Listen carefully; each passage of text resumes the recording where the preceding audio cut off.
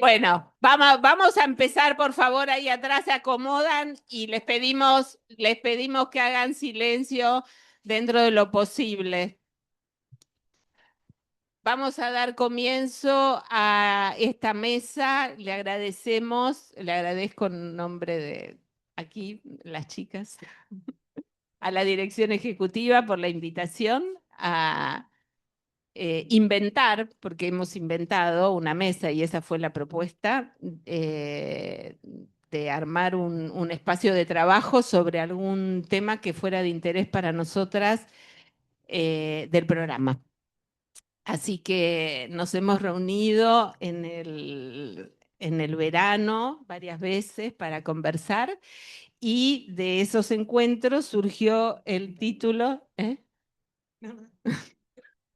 surgió el título Mi persistencia con el síntoma. Primero fue persistir con el síntoma o persistir en el síntoma, dudábamos, con Coco intercambiamos sobre eso, así que tal vez eso es un punto para conversar.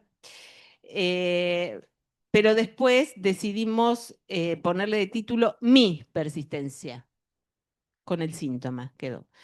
Porque el mi indexa de alguna manera lo que es absolutamente único, propio, singular, que siempre repetimos, pero de hecho creo que esta mesa bien puede ser una especie de performance sobre la persistencia con el síntoma de cada una. También nos interesa destacar la persistencia que se encuentra en el corazón mismo del seminario de formación permanente de Lyon, porque es otra vuelta más para leer a Freud desde Lacan 2 años más y probablemente siga, porque esto persiste. Entonces, a lo mejor de aquí surge el tema para las próximas. Voy a hacer la presentación de la mesa breve para darle lugar a las chicas, a Euge, a Ceci y a Debbie, así, todo en diminutivo. Y para presentarla, por eso digo que es una performance. Van a ver que cada una va a hacer va a expresar su persistencia con el síntoma. No me mires así porque... Entonces, para presentar la mesa, les voy a compartir una referencia que encontré en Piezas Sueltas, el curso de Miller, que me parece es una orientación de lectura importante, además de interesante, importante. Refiriéndose al síntoma o al síntoma, como ustedes quieran, como dice Lacan, Miller dice, esa pieza suelta que ya no servía de mucho, ahora se subió a un carro de combate. Si me permiten, y se impone en la escena pública, se impone en lo que cabe llamar la política del mundo. Está en la página 25 del curso Piezas Sueltas. Lo que llamó mi atención, me encantó esta referencia, encontrarla, especialmente fue el significante combate, que está a la orden del día, por supuesto, y que arrasa con el mundo tal como lo conocemos. Me pregunto si habrá otro mundo, no lo sabemos, pero por el momento, y es lo que puedo extraer de esta referencia, y creo que el IOM se hace eco de eso, hacer del síntoma nuestro carro de combate al menos nos asegura no desentendernos de lo que cabe llamar la política del mundo. O sea que estamos en el mundo, ¿sí? No estamos encerrados solamente en el IOM. El IOM 3 aporta su grano de arena y nos propone actualizar la lectura de este concepto fundamental de nuestra práctica. Para eso vamos a abordar, como lo plantearon Adriana y Patricio en la mesa anterior, los casos freudianos a partir de la enseñanza de Lacan, pero para seguir elaborando lo que el siglo XXI no deja de interrogar respecto de la subjetividad de la época. Hay que decir que cada caso de Freud es totalmente particular. Sin embargo, en cada uno de ellos, Freud está animado por un deseo muy preciso. ¿Cuál es la particularidad? Nos preguntamos, ¿cuál es la particularidad del deseo en Freud? Tal vez del deseo del analista en Freud podemos decir, no sé, es una pregunta. Del deseo en Freud seguro. Miller se interesa por ese deseo en Freud en un texto que les recomiendo para quienes van a llevar adelante las clases en el IOM y también de trabajo, un artículo que está publicado en el libro Cómo terminan los análisis, que se llama el artículo sobre el desencadenamiento de la salida del análisis, coyunturas freudianas. No sé si lo tienen presente. Precioso para el tema del IOM de hace 2 años, de estos 2 años y de lo que viene, sí vamos a leer Freud con Lacan y con la orientación de Miller. En ese texto, Miller aísla un deseo de saber, Miller aísla dos deseos en Freud. Lee cada uno de los casos que ustedes van a trabajar en el programa y aísla por un lado el deseo de saber de Freud y por otro lado el deseo de precipitar la salida, al menos esos dos. Entonces va tomando los distintos historiales para localizar en cada uno de ellos ese punto que despierta el interés de Freud. Con lo que después Freud, con lo que se transforma el germen, vamos a decir así, de la doctrina para el psicoanálisis, porque ese es lo que lo moviliza Freud. Entonces, por un lado está el encuentro con la sorpresa de la transferencia en Dora y lo que causa el deseo en Dora. Lee ahí Miller cuál es el deseo de Freud de llevar a Dora hasta cierto lugar y de por qué se detiene en ciertos puntos, es decir, que hace una interpretación en ese sentido, ¿no? Del deseo freudiano. Eh, También se refiere a la resolución curativa en Juanito a través de la solución edípica feliz o de la interrupción como salida fallida en la joven homosexual. Y lo que se desprende de allí respecto del acting y del pasaje al acto. Eso respecto del deseo de saber, lo que empuja a Freud a no sé cómo decirlo, a elaborar, vamos a decir así, ese trabajo clínico con sus pacientes. Y por otro lado, también Miller aísla lo que podemos llamar las marcas de una impaciencia por concluir. Un deseo de precipitar la salida. Y ahí especialmente lo trabaja en relación al hombre de los lobos, que pone en valor el tiempo lógico, y también a El hombre de las ratas, porque una vez que Freud se queda satisfecho, vamos a decir así, con la determinación causal de los síntomas, piensa que eso puede terminarse. Es interesante, Miller va haciendo un recorrido porque dice, bueno, Freud estaba apurado por terminar para pasar a otro, porque lo empujaba su deseo de saber, entonces el deseo de precipitar el final también estaba enlazado al deseo de saber. Entonces, efectivamente, podemos localizar tanto el factor epistémico, deseo de saber, como el factor temporal, como índices del deseo del analista en Freud. A lo que habría que añadir, me parece, el factor económico, que es justamente lo que Freud descuidó en sus casos y que se le impone a partir de 1920, cuando puede leer con la libido inerte e inmóvil la dificultad de sus pacientes.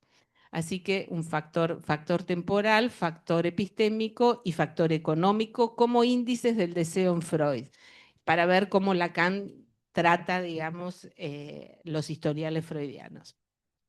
Entonces, a partir de las intervenciones que vamos a escuchar ahora, vamos a poder conversar sobre este programa apasionante que ha propuesto por 2 años el IOM 3 para el seminario de formación permanente.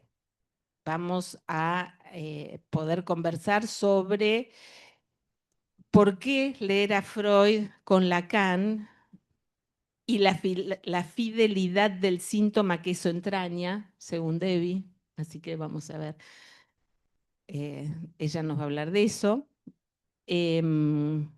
Después vamos a poder conversar también sobre la razón por la, te voy a spoilear un poco, pero bueno, sobre la razón por la cual el programa de Lyon comienza con el goce en la obsesión y no en la histeria, como es lo más habitual que Patricio acaba de hacer, ¿no es cierto?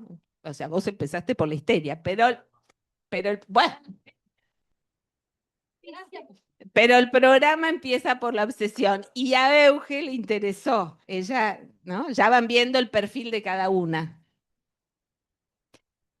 Y por último, vamos a profundizar sobre la relación electiva del sujeto con lo real que implica la noción misma de defensa y que Ceci va a desplegar alrededor de la juntura del cuerpo y el síntoma. Entonces, le voy a dar primero la palabra a Debbie, que no ha puesto ningún título a su texto, después a Euge, que puso el título de la mesa, yo para que vayan viendo los perfiles, y después a Ceci, que efectivamente puso título. Bien, David. La Bueno, idea es conversar acá en la mesa entre nosotras, pero por supuesto también con ustedes para... ahí voy entonces. ¿Por qué leer a un Freud y qué encontramos en su casuística? Son preguntas que yo no me hago en general, leo directamente a Freud como una evidencia. Entonces me hice estas preguntas que creo que no me hago y no nos hacemos, leemos Freud, pero que nos hacen a veces y nos hacen también quienes nos consultan, pero nos cuestionan por qué Freud aún y no referencias más modernas. Entonces, es por qué con el siglo XXI avanzado seguimos estudiando Freud. ¿Qué nos da su casuística, aunque sea del siglo pasado, que no encontramos en ningún otro lugar? ¿Qué es lo que en la casuística de Freud no envejeció? Con estas preguntas fui a buscar respuestas en textos de Lacan y de Miller. Voy a tomar tres referencias. Para comenzar, dos cortos fragmentos de Lacan que están entre ellos separados por 10 años. 1953, en función y campo de la palabra del lenguaje en psicoanálisis. Este escrito es parte de lo que él mismo situó como su retorno a Freud. La segunda, de 1964, 10 años después, en la introducción del acta de fundación de la escuela, que marca el norte de lo que Lacan esperaba de su escuela. 1964 es justo cuando empieza su enseñanza propiamente dicha. Eso no significa que haya dejado caer a Freud, aunque ya no de un modo sistemático, vuelve a Freud hasta el final de su enseñanza.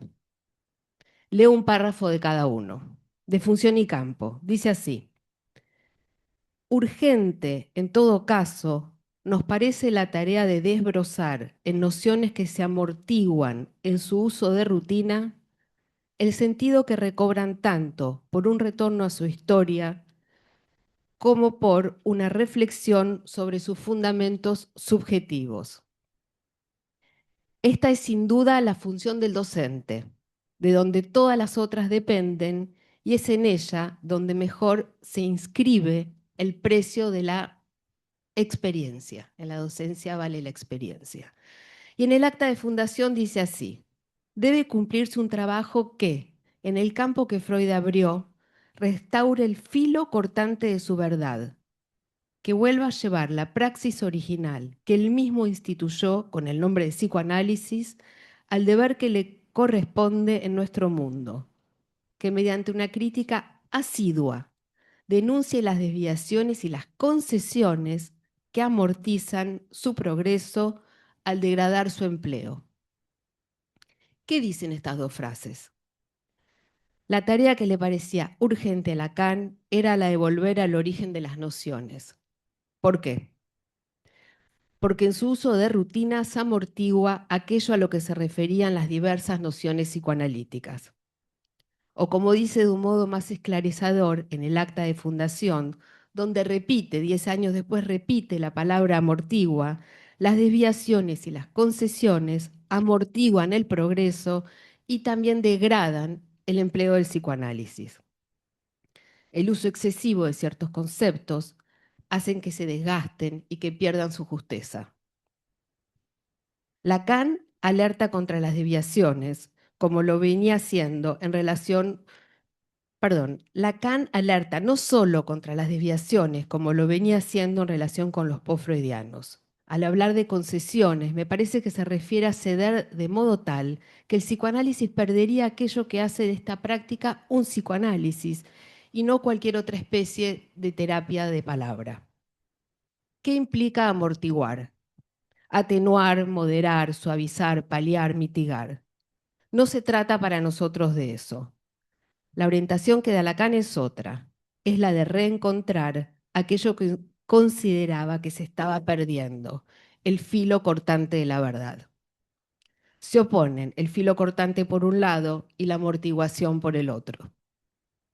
Cuando Lacan fundó su escuela, apuntaba a restaurar la verdad freudiana, y si la disolvió, es justamente porque eso no se había logrado. Da ahí mismo, en las citas que les leí, en la primera, dos pistas para ir contra la amortiguación y hacia el filo cortante. Retomar la historia de las nociones y reflexionar sobre sus fundamentos subjetivos. Retomar la historia de las nociones es situarlas, ver cómo surgieron, cómo se fueron modificando y a veces hasta desviando. ¿Y los fundamentos subjetivos? ¿A qué se refiere? Freud estaba en un combate, y me di cuenta recién cuando hablabas que es la misma palabra, ¿eh? Freud estaba en un combate para demostrar el inconsciente. Su combate era el de establecer el inconsciente contra la ciencia asociacionista del siglo XVIII y XIX. Era un combate frente a la epistemología y la ideología que dominaban en su época. También un combate frente a las burlas que él mismo recibía. Y el más difícil, por momentos, se trató de un combate de Freud consigo mismo. Sus fundamentos subjetivos eran su deseo, tan intenso como un río de fuego. Así nombró Lacan al final de la cura el deseo de Freud. Si una de las claves es encontrar el deseo de Freud, qué mejor que rastrearlo en la dirección de las curas que llevó adelante y las cuales eligió transmitir. Es un poco lo que Silvia nos dice que está en el texto de Miller, que verdaderamente me parece una orientación fantástica para estos 2 años. Me apoyo ahora en la tercera cita, es de Miller. Está en el prólogo de los primeros escritos de Lacan. Ese prólogo Miller lo llamó advertencia. Dice así Miller: la singularidad del caso se encuentra en el nivel del detalle clínico. Este es examinado con un afán de precisión, llevado al extremo de la minuciosidad, hasta el punto de que la observación a menudo parece laberíntica para el lector. Más adelante, Lacan hará referencia a su gusto por la fidelidad a la envoltura formal del síntoma. Hasta ahí Miller. Miller explica que cuando Lacan elegía un caso no era por ser típico, sino justamente por su opuesto, por ser singular, por ser original. ¿Por qué? Porque Lacan buscaba aquello que contradecía la teoría y de esa manera obligaba a repensar las categorías. Miller usa ahí la expresión introducida por de Clerambault de envoltura formal del síntoma, a la que Lacan le agrega fidelidad al síntoma. ¿A qué fidelidad se refiere? Esto me sigue resonando a mí, no estoy segura de mi respuesta. Pienso que se puede entender como la fidelidad a aquello que el parletre dice de su síntoma. Es aquello que el propio parletre experimenta y enuncia con sus significantes. Si Lacan alerta contra la amortiguación, Miller nos muestra en qué consiste concretamente no amortiguar. Es precisamente esto, me parece, la fidelidad al detalle singular, a la envoltura formal del síntoma, a lo que en el caso resiste a la teoría. Disponemos de la casuística de Freud, de Lacan hay muy poco de sus casos, pero él vuelve una y otra vez a los casos freudianos durante los 10 primeros años de su retorno a Freud, pero no solo. Continúa haciendo referencia a ellos hasta el final de su enseñanza. Los 6 casos elegidos por la Comisión Científica del guión 3 para este año y el siguiente nos van a permitir seguir las huellas del recorrido freudiano. Esto implica ir del caso a la episteme y no al revés. Es decir, del caso con nombre propio, Dora, hombre de las ratas, hombre de los lobos, hacia el conocimiento teórico y fundamentado.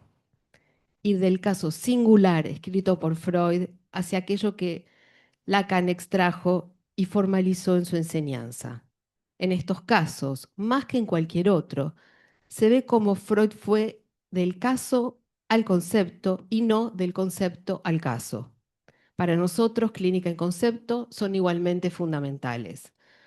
No hay que elegir, se trata de ambos. Hoy disponemos de la teoría. Justamente por eso, abordar cada caso como si fuera el primero es un ejercicio tan esencial como complejo. Freud lo dice y Lacan y Miller lo siguen en la misma dirección. Se trata de saber, pero al mismo tiempo ser capaces de escuchar, dejando de lado el saber previo. Es la manera de tener una escucha abierta a lo nuevo y no solo estar buscando lo que ya se sabe. Estos casos nos enseñan casi todo sobre la clínica, pero también nos enseñan a pensar. Los conceptos aún no estaban. Justamente por eso, Freud no repite, inventa. En los casos freudianos, se lee como eso iba sucediendo in situ. La práctica analítica era algo nuevo, inédito. La clínica actual, con sus nuevas formas, nos pone frente a este desafío cada día renovado. En estos historiales no hay un intento de aplicar un concepto al caso. Al leer los casos freudianos, asistimos al modo en que Freud extrajo la teoría de la clínica. Hoy es imposible repetirlo, pero es para nosotros una brújula. Vuelvo al comienzo. ¿Por qué leer a un Freud? No por nostalgia, sino porque en su casuística se puede leer algo que no aparece en ningún otro lugar, el momento en que la teoría aún no existía y tuvo que ser inventada. Leerlo así, con la misma fidelidad al detalle que él tuvo, es una forma de no amortiguar y de mantener el filo cortante de nuestra propia práctica. Entonces, inspirados en Freud, con la subjetividad actual y la enunciación de cada practicante que tenga el coraje de presentarla, también vamos a trabajar la clínica de hoy. Gracias.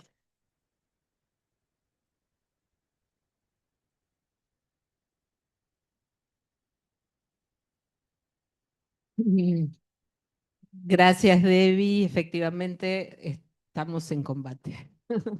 Estamos en combate porque no nos desentendemos, sí, no nos desentendemos de la política del mundo. Entonces, por eso, eh, y también rastreamos el de Freud. Respecto de, lo dejo planteado así para después la conversación. Tu pregunta por la fidelidad del síntoma, que no es lo mismo que el síntoma de la fidelidad. No. Oye, aparte. No, pero volviendo a la...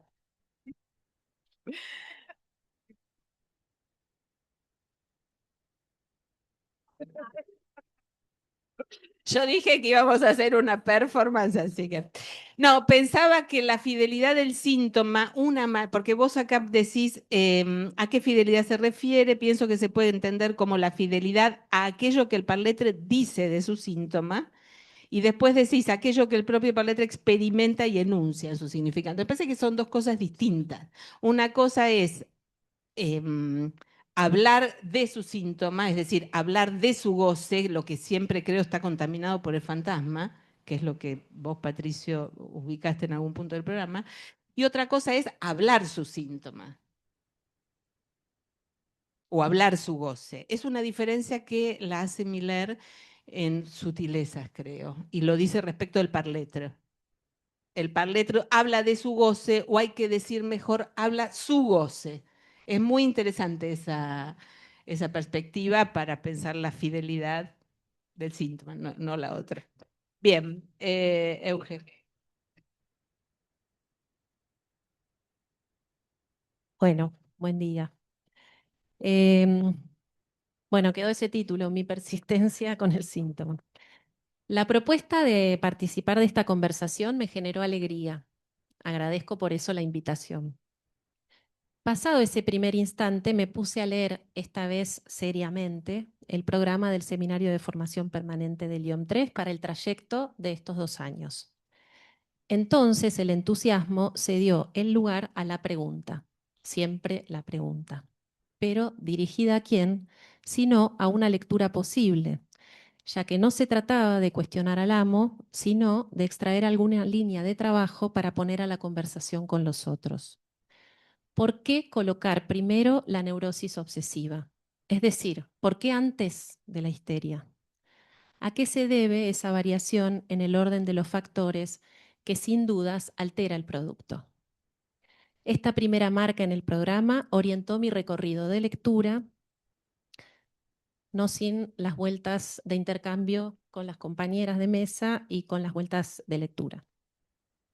Seguramente hubiera sido más productivo ir directo a quienes pergeñaron el programa y obtener la respuesta. Fin del enigma. Sí, podíamos hacerlo. Pero supongo que me inventé esta pregunta como punto de tensión para hacer existir una de las formas de mi persistencia con el síntoma. Que el hombre de las ratas aparezca primero que Dora resulta una subversión del orden que aprendimos con Freud. ¿Para qué si la histeria abre el camino? El descubrimiento del inconsciente y la presencia del síntoma histérico desde lo histórico son coexistentes. Les comparto algunos hallazgos de lectura en el camino de formación de una respuesta posible. Primer punto, no se trata de otra cosa que del síntoma. He ahí algo clave. El programa de este año lo explicita. Se trata del síntoma como un mensaje y no de cualquier modo. ¿Cómo interrogar un síntoma cuando no tiene ningún sentido? ¿Cómo introducir la interrogación subjetiva si no hay lo que hace del síntoma algo permeable a la operación analítica? Lo que está en el eje entonces es la separación sin remedio entre cuerpo y palabra. Si la clave está en el síntoma, lo que subsiste más allá de la interpretación, lo que permanece intraducible, eso que no se recuerda sino que se reelabora, pero en el sentido de una reescritura. ¿Por qué empezar por la neurosis obsesiva? La interpretación en la clínica freudiana opera una reducción del síntoma. Sin embargo, lo compulsivo del síntoma no se soluciona por esa vía. Fue ahí que me choqué con la contribución del obsesivo al descubrimiento del inconsciente. Lo encuentran en la Introducción a la Clínica Lacaniana, Conferencias en España, editorial Gredos. Es el punto 12 del índice. Las contribuciones del obsesivo al descubrimiento del inconsciente es un capítulo menos evidente, menos familiar que la contribución de la histérica a ese mismo descubrimiento, a pesar de que Freud se refiere claramente a la neurosis obsesiva como una prueba fehaciente del inconsciente. Pero, ¿se refiere acá al inconsciente transferencial? ¿O se produce ya un salto a lo que podemos pensar como inconsciente real? Freud señala que los obsesivos no son tan accesibles al análisis como las histéricas, que tienen mucho menos que consultar, que esconden su mal y acuden al análisis cuando su estado es gravísimo. Seguramente Freud descubrió el inconsciente con sus pacientes histéricas, pero lo verificó con el obsesivo. La neurosis obsesiva no presenta un cuerpo que se escapa, como ocurre con la histeria, sino un pensamiento que toma una consistencia de cosa, así lo dice. En la neurosis obsesiva hay una muy específica densidad de las ideas, de tal manera que hay elementos del pensamiento que hacen intrusión. A partir del obsesivo se verifica en qué sentido el inconsciente está hecho de pensamientos, pero de un pensamiento a la manera de fórmulas casi escritas que el sujeto conoce solo un poco. Freud con la histeria descubre que el síntoma es mensaje. Con los obsesivos descubrió el valor de goce del síntoma. Ojo, ocuparnos primero de la obsesión. ¿Será entonces para poner en primer plano la cara pulsional, la satisfacción, el goce más allá de cualquier sentido? Segundo punto, el delirio de un lazo sin síntoma y sin inconsciente. Éric Laurent en las 17ª jornadas anuales de la EOL, Inconsciente y Síntoma del año 2008, nos invitó, que tiene máxima vigencia hoy, quiero aclarar, ¿no? Por lo menos en mi lectura, nos invitó a situar la disyunción entre inconsciente y síntoma en sus dos formas, delirantes ambas. El delirio de un inconsciente sin síntoma y el delirio de un síntoma sin inconsciente. Lo que hay es lo real del síntoma y su articulación problemática a la lectura posible a través del inconsciente. El punto de real es el síntoma en tanto no encaja. Nos advierte también sobre la ilusión de los tiempos que corren, la del delirio de un lazo que puede funcionar sin síntoma y sin inconsciente. Se propulsa un inconsciente reducido a un funcionamiento que no conoce síntomas, sino disfunciones. Mantener juntos síntoma e inconsciente, ese binario, hace valer que el síntoma se lee y que bajo transferencia el síntoma es algo en lo que se cree. ¿Qué sería un síntoma sin inconsciente? Un síntoma sin creencia subjetiva. El síntoma tiene la dimensión del goce pulsional. La pregunta es, ¿con qué se lee eso? ¿Con qué se la lee? Último punto, acontecimiento de cuerpo.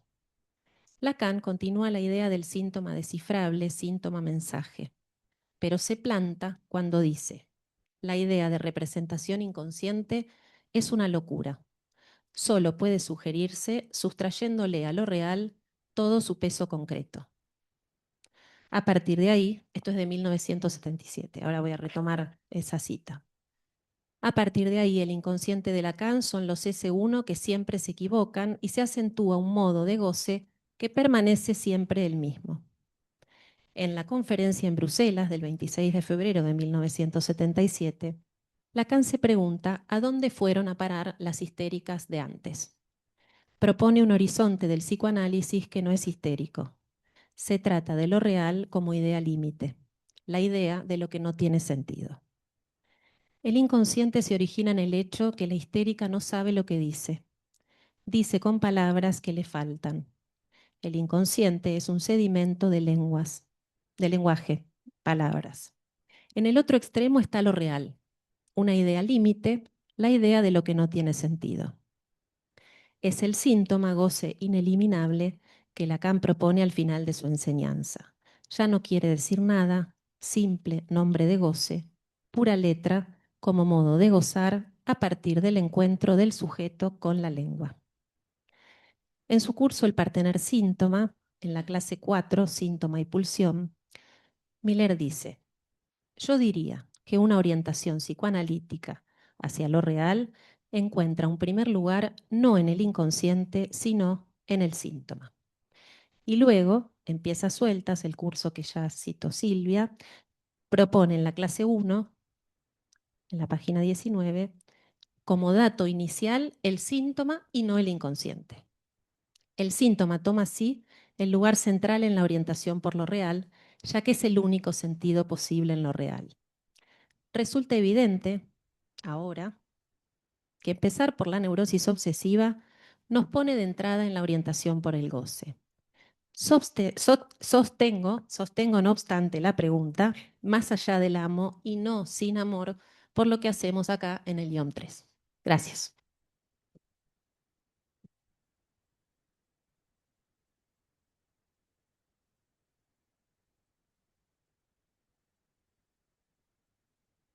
Bueno, esperamos la respuesta de los que hicieron el programa. La respuesta fue casual.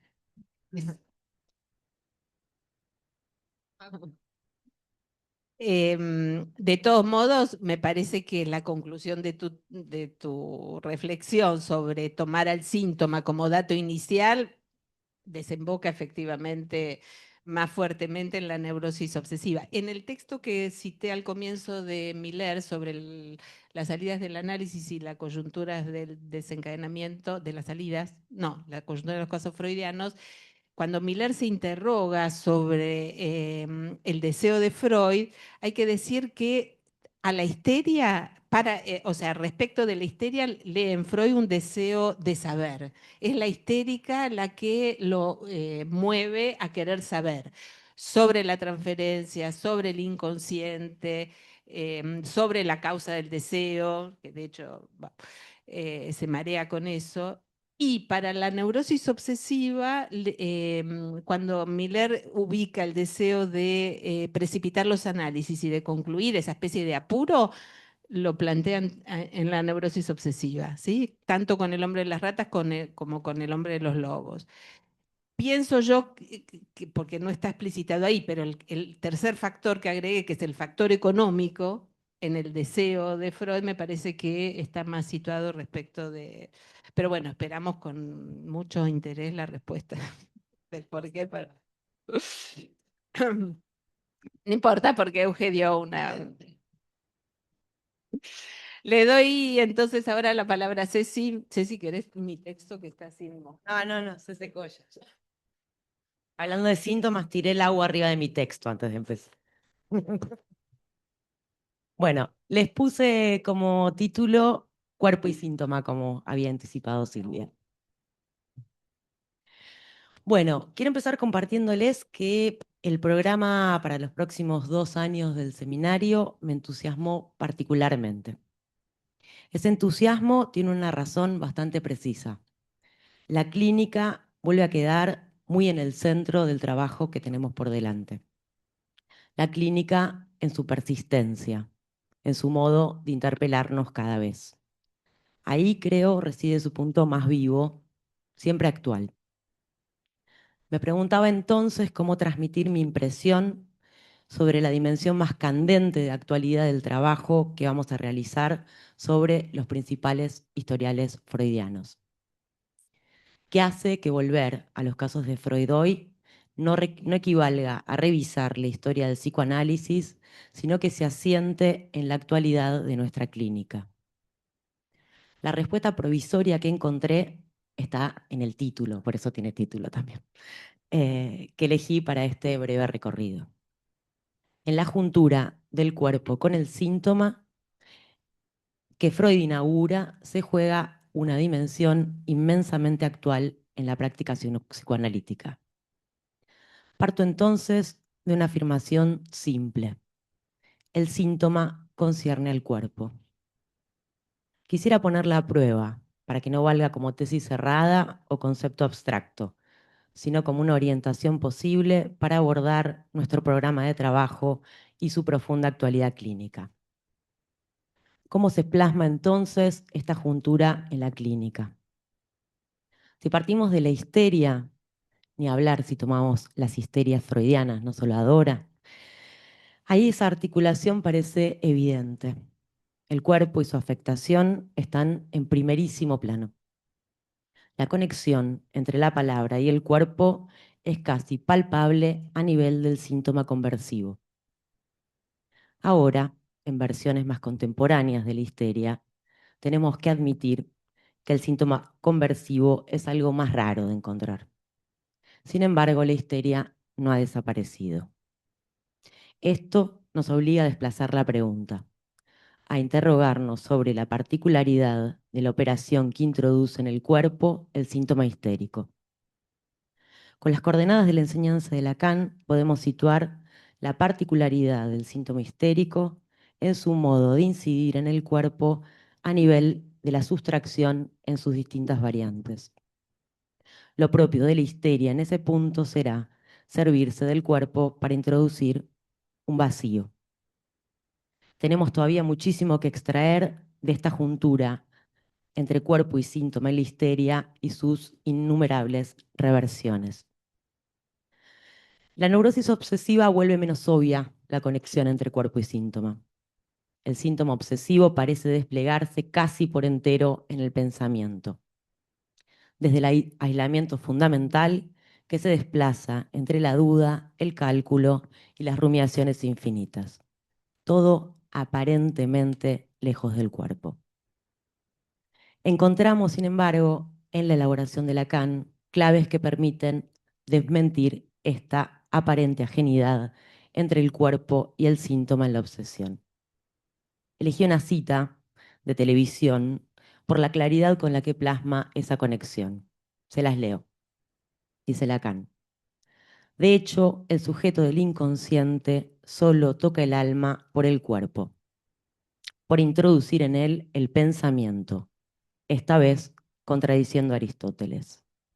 El hombre no piensa con su alma como lo imagina el filósofo. Piensa porque una estructura, la del lenguaje, la palabra lo comporta. Porque una estructura recorta su cuerpo y sin que nada tenga que ver con la anatomía. Testigo, la histérica. Esa cizalla llega al alma con el síntoma obsesivo. Pensamiento con que el alma se embaraza, no sabe qué hacer. El pensamiento es disarmónico respecto del alma. Lacan introduce algo decisivo. El pensamiento y sus efectos quedan indisociablemente ligados al cuerpo a nivel del síntoma. Podemos seguir con la fobia, donde nuevamente el compromiso del síntoma con el cuerpo queda evidenciado en primer plano.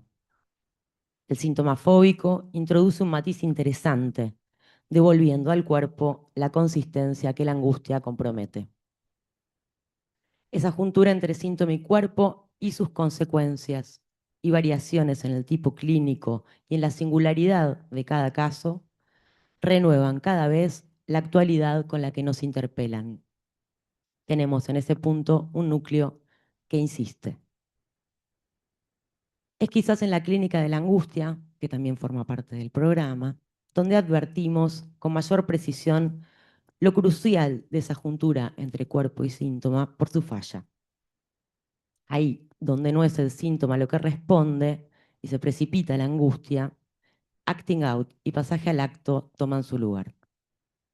Tenemos ahí otra clave por donde introducir un sesgo bien actual que da cuenta de la función de esa juntura.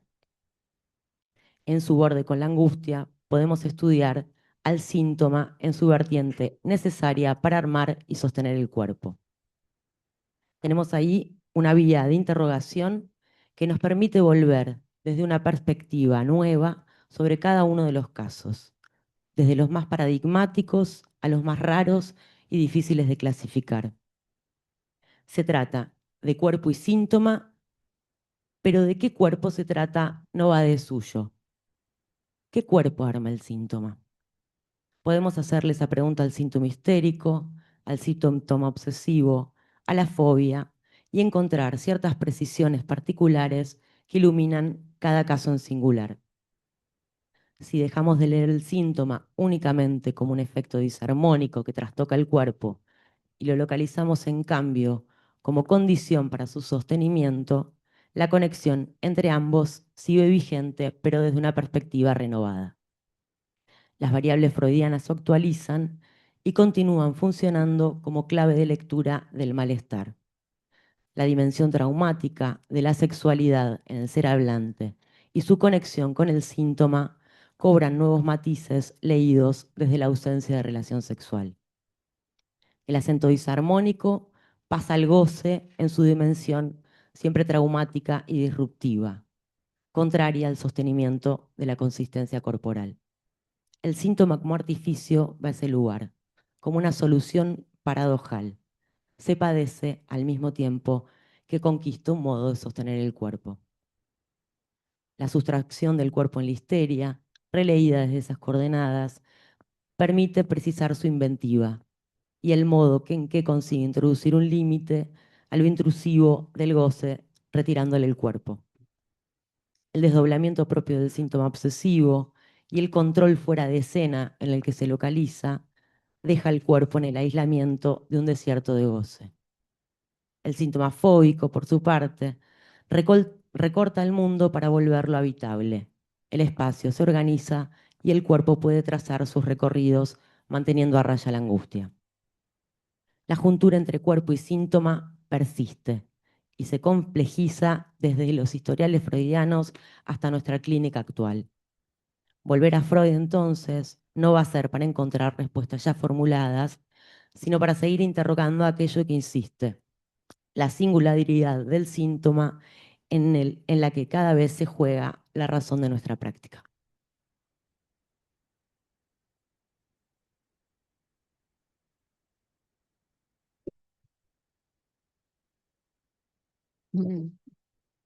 Vos, Ceci, nos traes un punto fundamental, ¿no? Que es efectivamente esa juntura, y decís que para tener un síntoma hace falta un cuerpo. Y yo agregaría también la contracara. Para tener un cuerpo hace falta un síntoma, porque hay una relación ahí un poco. Me hizo recordar también algo, creo que es en la experiencia de lo real, que Miller plantea, no lo dice así, pero lo parafraseo. Para tener un síntoma hace falta un cuerpo, pero para que ese síntoma sea acontecimiento del cuerpo, es decir, para que uno pueda leer ese síntoma hace falta el analista, ¿no? Es decir, que es un paso más respecto de la práctica. Me parece que es lo que se puede seguir en el filo cortante, como decía Debbie, en los casos, en los historiales, cuando estudiemos cada uno de los casos. Pero especialmente me quería, bueno, poner a conversar sobre esto. Para tener un síntoma hace falta un cuerpo, pero para tener un cuerpo hace falta un síntoma. Hay algo de lo necesario que se juega en esas dos cuestiones. Bueno, podemos conversar entre nosotras. Debbie, si quiere decir algo, Euge, Ceci y sí, por supuesto, con el Tito, o sea, Tito. Debbie. Esto es una performance. Empiezo por lo más fácil de las dos cosas que dijiste. La fidelidad al síntoma la dejo para después, o el síntoma del otro. Espera Pero un segundito, Debbie. sí, Si hay preguntas en el Zoom, que levanten la mano. primero lo del combate, ¿no? Porque pensaba, mirando la sala llena, el Zoom atrás, que el combate está bien vigente, eso, ¿no? Como que el combate, yo hablé del combate de Freud, Silvia agarró el carro de combate. Y como carro de combate, Síntoma como nuestro carro de pero combate. está bien, y nuestro síntoma, el psicoanálisis, me parece que está fuerte, digamos, somos un batallón, me digo. Entonces eso me dio mucha alegría. Después me meto con lo otro dentro de un ratito. Bueno, a ver, Euge puede tomar la palabra, pero tal vez primero nos tienen que decir, ¿no es cierto? A ver quién asume la Me quedé pensando, yo agradezco el multiverso de Pato al principio, porque en acto él empezó por la histeria. Cuando agarraste la vía de Rayuela, bueno, y yo dije, uy, capaz que yo estaba obsesionada con esto, entonces capaz que arrancabas por ahí, pero no. Entonces, bueno, sí, la pregunta obsesiva, digamos. Bueno, nada, la cuestión es que vos terminás diciendo recién, le contestás a Silvia que es porque era más fácil arrancar por ahí, pero no me cierra. A lo mejor alguien de los que hicieron el programa nos cuentan. Vos, Charlie, decías que era muy... Digo, seguramente es un... Quisiera poder responder muy seriamente, ¿no? Y para responder seriamente diría que estuvo bien empezar por ahí, porque permitió justamente una lectura, que es lo necesario para un programa que comienza, y una lectura que se pregunte dónde está el goce, dónde está el síntoma, dónde está el sentido. Ahora, esa es la respuesta seria. Digo, la respuesta correcta, ¿se acuerdan de Warren Sánchez, de Lelutier? Yo qué sé. No, fue una contingencia. Realmente fue una contingencia. No fue pensado empezar por ahí. ¿Sí? Había una cuestión que es muy simple, que era que para fines didácticos la oposición entre Dora y la joven homosexual era entonces primero era el hombre de las ratas, después oponer Dora a la joven homosexual como caso de histeria, pero con perspectivas muy distintas. Se me cae. Pero me parece que la lectura que vos hiciste me parece que es mucho más interesante porque despliega justamente eso. Esto que vos decías de entrar por la vía del síntoma en su valor de goce, en vez de entrar en la vía más clásica de el síntoma, metáfora. Que es entrar con esto que decía Euge de el síntoma como dato inicial. Claro. Nos pone, digo, leer Freud desde Lacan con la orientación de Miller, el dato inicial es el síntoma. Sí, es cierto. Perdón. Estaba Tito que quería... No, yo no sé si tengo una confusión o no recuerdo bien, porque dijeron dos cosas distintas, que es el chiste que hiciste vos, Silvia, que es la fidelidad del síntoma o el síntoma de la fidelidad. Es fidelidad al síntoma, no es del síntoma, porque es muy distinto plantear que la fidelidad es del síntoma a plantear que es la fidelidad al síntoma, ¿no? Entonces, creo que al síntoma me hace pensar en que lo más fiel, que el síntoma es muy fiel a sí mismo, digamos, se basta a sí mismo, lo dice así Lacan en el seminario 10, y es goce. Entonces, yo quería aclarar esto, porque me parece la fidelidad es al síntoma en tanto que se trabaja el síntoma, el sujeto es fiel al síntoma en el mejor de los casos, digamos, ¿no? El síntoma como partener, efectivamente. Al partener síntoma. ¿Puedo? Ah, No, decía que me parece muy interesante la respuesta de Euge a esta pregunta, que no se me hubiese ocurrido para nada hacérmela, quizá porque soy mucho más soldado que Patricio Álvarez, aunque me autopercibo rebelde, pero no, efectivamente no me lo hubiese hecho. Pero la respuesta que vos das de poner en primer plano al goce toca más la clínica contemporánea, porque no es tan sencillo hoy encontrar el síntoma que viene al lugar del deseo inconciliable, ¿no? Habitualmente nos topamos con el síntoma que viene al lugar de la pulsión hoy.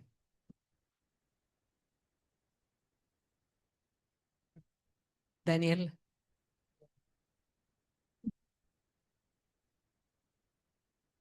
No, quería tomar el tema de la fidelidad al síntoma.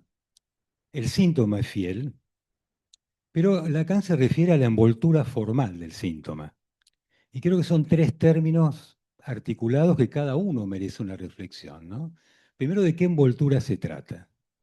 Porque no es simplemente algo que recubre y se saca. Me evocaba el término cuando en un congreso para la sexualidad femenina, ideas directrices, habla de un goce envuelto en su propia contigüidad. De manera que, por un lado, la envoltura, luego lo formal, que implica una dimensión lógica, y el síntoma. De todas maneras, creo que esta perspectiva que vos evocabas, que toma de Clérenbault, la refiere al analista, el analista en su fidelidad a la envoltura formal del síntoma. Y creo que eso es una orientación muy precisa. ¿Y cuál es el destino también de esa envoltura? Porque creo que es el de nuestro antecedente, no estoy muy seguro, donde habla, ahí es, de qué manera eso deviene luego estilo. Es todo un programa de trabajo apasionante.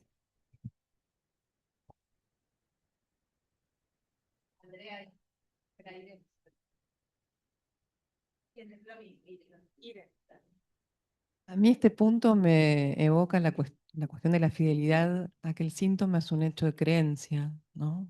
La cuestión de la creencia en su estatuto de lo más real, dice por ahí también Miller, ¿no? O sea que acuerdo con Tito en hablar de la fidelidad al síntoma y recién Daniel hablaba del analista, ¿no? O sea, primero por parte del analista y después lograr que efectivamente haya un analizante que pueda agarrar eso y tener su apuesta. Por eso, como decía Ceci, el cuerpo, el síntoma necesita del cuerpo para que haya un síntoma, es necesario el cuerpo, pero para que ese síntoma pueda leerse, es necesario un analista, ¿no? Andrea. Bueno, no, para aportar alguna respuesta a la pregunta de Euge, en los primeros trabajos de Freud sobre neuropsicosis de defensa y nuevas aportaciones, hay todo un esfuerzo de Freud por tomarse de las neurosis obsesivas para hacer el clivaje de sacar a la histeria del campo de lo somático. Y en la conferencia 17, el sentido de los síntomas, es muy interesante porque lleva dos casos que los fuerza como neurosis obsesiva y después Miller los cuestiona un poco, pero que está el esfuerzo ahí de Freud de tomarse de la neurosis obsesiva para sacar a la histeria de un campo de donde proviene, que es el campo somático, ¿no? Bueno, nada, es un aporte a tu... Pato. Si pueden pasar a hablar a ese micrófono para que la gente del Zoom pueda escuchar y terminar.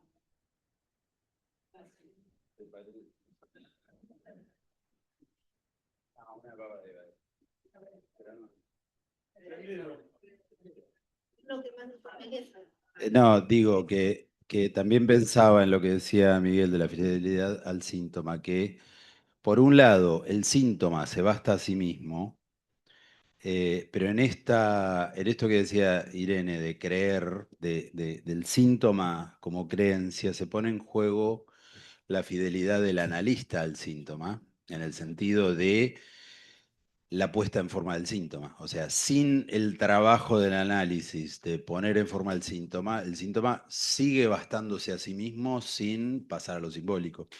Y todo el trabajo de la puesta en forma, me parece que ahí es otra manera de releer lo que vos te preguntabas, de, bueno, justamente el obsesivo puede en muchos casos bastarse solo, sin ninguna pregunta y solo con su pensamiento, sin necesidad de que eso pase a el trabajo que, bueno, eso lo agrega el analista. El analista agrega ese trabajo de la puesta en forma del síntoma. Si no, el obsesivo puede pasar con su yo sin percibir en ningún caso el valor de repetición del síntoma, ¿no? Charlie y después Coco. Pensaba que es interesante el término de fidelidad al síntoma, porque de alguna manera anticipa lo que va a ser, porque fidelidad refiere siempre a algo relativo al amor, ¿no? Y anticipa la transformación que se va a producir en un análisis y que va a producir el pasaje, o permite investigar el pasaje de la fidelidad a la identificación al síntoma, que yo creo que ahí hay una diferencia fundamental entre, porque siento la fidelidad también como algo que me persigue del síntoma, ¿no? O sea, la relación paranoia-amor ahí se me hace presente. Y la otra cuestión que pensaba, si no les parece que hace sí, ¿no? Lo que planteabas del cuerpo y el síntoma, ¿no? Y esa perspectiva de hace falta un síntoma para tener un cuerpo y viceversa. Si en la noción de parletre no termina condensando los dos, ¿no? Si lo que llamamos cuerpo no es justamente el síntoma en tanto la relación de los tres registros, ¿no? Entonces, solo hay un cuerpo si los registros más o menos se mantienen estabilizados y viceversa.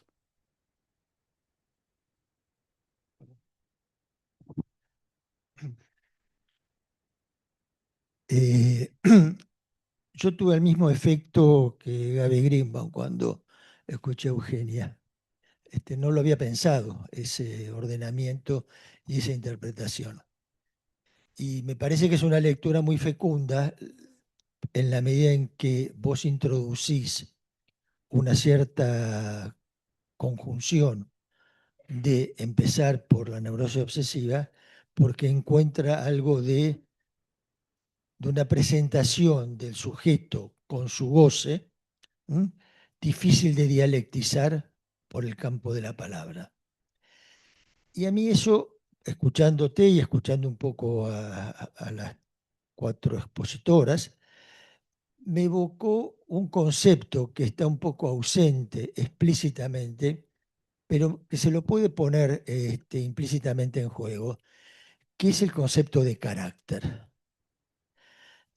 A mí es un concepto que me gusta a partir de la lectura que yo alguna vez he hecho acerca del curso de Jacques Galland, La experiencia de lo real.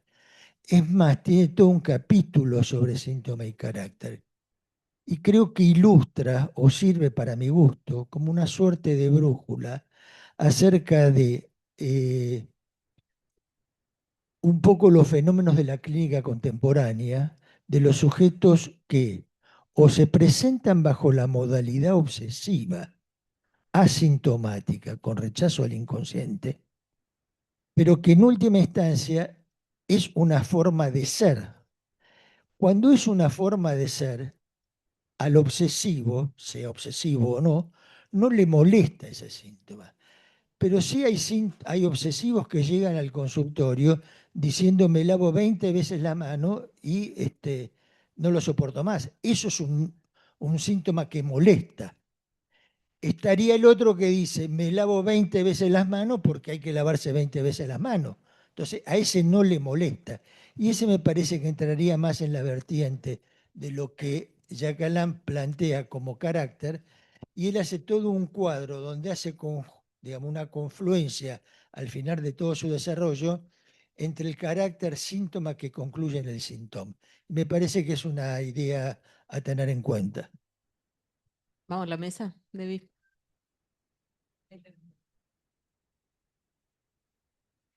No, ahora más seriamente, primero que lo que despertó la envoltura formal del síntoma, Lacan lo retoma de Clerambault. A lo que le agrega a él, la fidelidad es lo que le agrega Lacan a lo que retoma de Clerambault. Pero querría empezar por criticar lo que yo hice, que fue lo que hice cuando les leí el texto, porque cuando lo leí anoche, lo que iba a presentar hoy, dije, acá.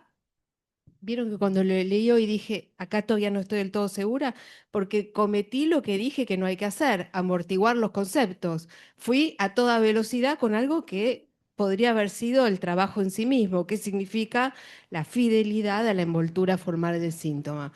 Entonces, por supuesto que ahora se abre un campo de trabajo, al menos para mí, ¿qué hay ahí adentro? Hay una frase que Silvia retomó cuando recién lo presentaste, que yo no había prestado tanta. Escribí, el propio Parletre experimenta y enuncia con sus significantes. Creo que ahí está algo de lo que Ceci y Euge presentaron en sus textos, que no es solo el sentido del síntoma, sino lo pulsional y el goce.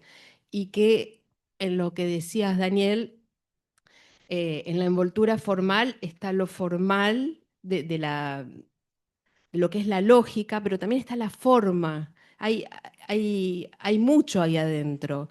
Entonces, bueno, nada, no voy a concluir, por supuesto, ahora con esto, sino que y hay el amor, como dijo Charlie, y hay el partener, hay el partener, el síntoma como partener, y por supuesto, y me parece que es una de las cosas que a mí me gusta, y ya preparando el primer encuentro sobre el hombre de las ratas, es ir viendo el partener analista, qué hace el analista con ese síntoma, cómo escucha ahí, y ir pescando, ahí sí, en la lectura freudiana, cómo hizo Freud las intervenciones que fue teniendo, porque es el partener analista para que haya, retomando Irene ahora, la creencia en ese síntoma de un lado, pero uno lo que espera es que el que se lava las manos todo el día, por ahí eso se le convierta en síntoma u otra cosa, pero si no se convierte en síntoma, es muy difícil laburar. Les recomiendo la película La Gracia.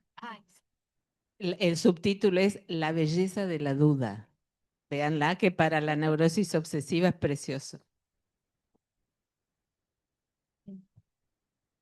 No, no, mucho más que quería retomar un poco lo que decía Charlie, que efectivamente hay algo de ese punto nodal de cómo se piensa el síntoma para verlo ahora desde el lado de lo que sostiene al cuerpo, con sus complicaciones, ¿no? Y con su tembladeral en juego y la posibilidad de qué trabajo se hace a veces sobre ese síntoma, incluso leyéndolo anudante, no implica que, listo, ya está dado como nudo, entonces nos desentendemos.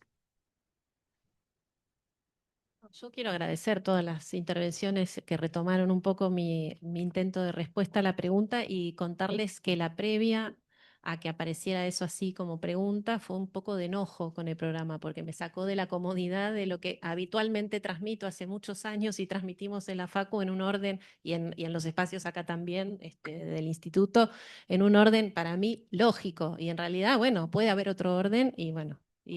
Claro, exactamente, me incomodó, exactamente. Y bueno, eso.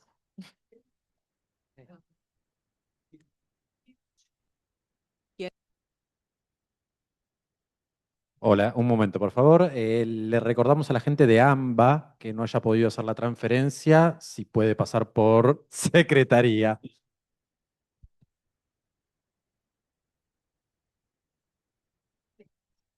Y entonces concluimos la mesa, cada uno con su síntoma.